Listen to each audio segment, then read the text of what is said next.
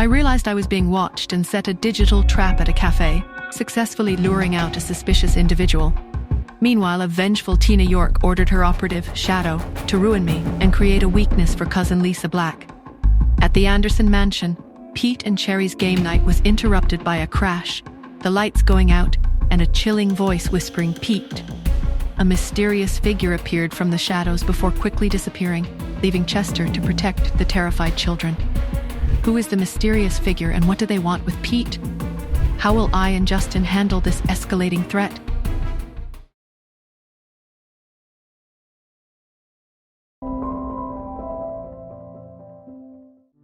The frantic ringing of my phone startled me. Justin's voice, tight with alarm, cut through the quiet of my room. "Nora, you need to get to the mansion. Now. It's very urgent." My heart seized, anticipating the worst. The journey to the Anderson mansion was filled with agonizing speculation, every shadow seeming to hold a new threat. I burst into the grand ballroom, my senses on high alert, ready for chaos, for danger. Instead, I found a scene. An overturned table, yes, and scattered board games, but the air wasn't thick with fear. Pete and Cherry were huddled together, but their wide eyes held a spark of mischievous excitement rather than pure terror. Justin stood nearby, his face pale, but a familiar hint of suppressed amusement played around his lips.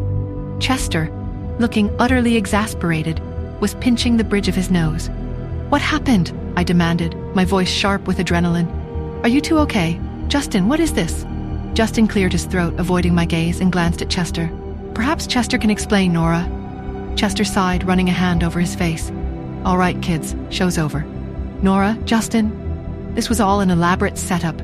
He gestured vaguely at the crime scene. "Pete and Cherry here, with a little of my strategic advice, orchestrated this emergency." The crash was a fallen prop, the darkness simply a flicked switch. And the ominous voice was Pete's growl through a modified flashlight amplified by Cherry's phone. My jaw dropped. I stared at Pete, who gave a small, proud nod. Cherry beamed, her eyes sparkling. "They just wanted us to have another date," Justin said, a chuckle finally escaping him. He looked at me, a genuine smile spreading across his face.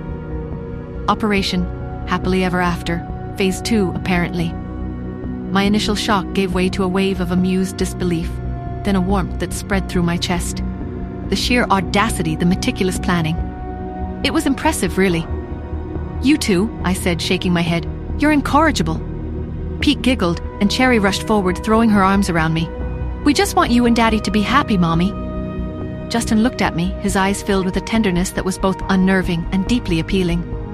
"Well," he said, "I suppose a successful operation deserves a celebration, and I think these two deserve a reward for their ingenuity."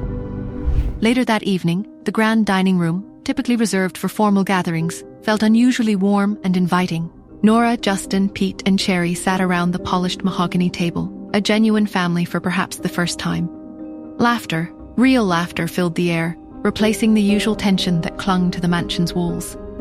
Pete recounted the details of their operation, his voice small but clear, while Cherry interjected with dramatic flourishes, their pride in their matchmaking palpable. Justin, typically reserved, found himself genuinely amused, his gaze often drifting to Nora, a soft, appreciative smile on his lips.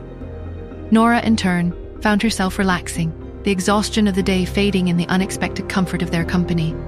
She even allowed herself a genuine smile, the kind that reached her eyes. "So what's Phase 3?" Nora asked, a playful glint in her eyes, after Cherry had just finished detailing her plans to steal Justin's shoes for a romantic treasure hunt. Cherry gasped, covering her mouth. "Mommy, that's a secret?" Justin chuckled, reaching across the table to ruffle Pete's hair. "Whatever it is," he said, "I'm sure it'll be memorable." As the dinner ended, and the children, tired but happy, finally headed off to bed, Nora stood by the window, watching the city lights twinkle in the distance. The mansion, usually a place of lurking shadows and hidden threats, felt different tonight. Warmer, more like a home. She still had her secrets, her past, the shadowy organizations that still pursued her. And Justin had his own burdens, his own family rivalries. But for now, in this moment of quiet peace, surrounded by the laughter of children and the unexpected camaraderie of a man she was only just beginning to understand, Nora felt a flicker of hope, a sense that perhaps, just perhaps, happily ever after wasn't just for fairy tales. And so, as the quiet descended upon the Anderson mansion, a new chapter seemed to unfold for Nora. The shadows of her past and Justin's family feuds still loomed, but tonight they felt distant, softened by the warmth of a manufactured emergency and the genuine laughter it had sparked. As the city lights continued to twinkle, promising another day, Nora wondered, would this newfound domesticity be a shield against the threats that still pursued her, or would it simply offer a larger target? And as Pete and Cherry dreamed of Phase 3, what unpredictable twist would destiny, or perhaps just their ingenious children, have in store for them next? Hi, Nora here. If you are wondering what happens next, then download the Pocket FM app and listen to the exciting episodes of Saving Nora Now with the link in the description.